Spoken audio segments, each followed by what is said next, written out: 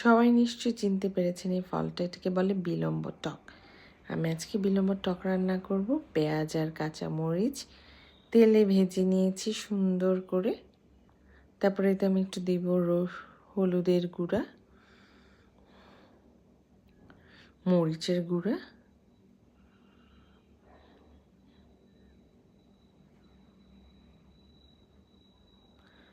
ভালো করে কষাতে হবে। একটু ধনে গুঁড়া দিব, অল্প একটু জিরার ফ্লেভারও যেন থাকে সেটাও দিব আমি।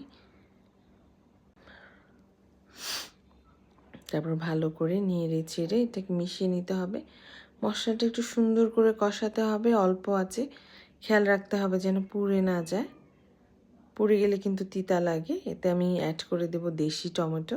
টমেটোগুলো দেখেন খুব সুন্দর, এখনও সিজন চলছে।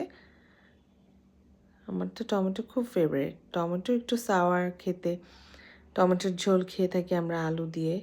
আজকে আমি টমেটোর সাথে এই টক বিলম্বটাও অ্যাড করব। বিলম্বটা আমার ভাই নিয়ে এসছে, ও গ্রামের বাড়িতে গিয়েছিল, সেখানেও পাওয়া যায় বাজারে।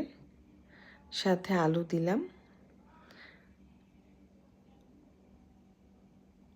ভালো করে নেড়ে চেড়ে মিশিয়ে নিব।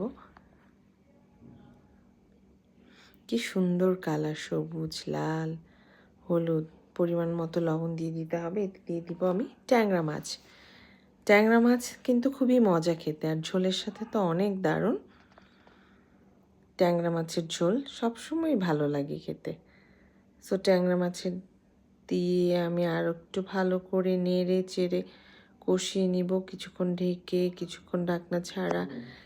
কি সুন্দর দেখেন এটা হয়ে গেছে। এতে আমি তখন পানি দিয়ে দিব পছন্দ অনুযায়ী, যতটা ঝোল খেতে চাই আমি।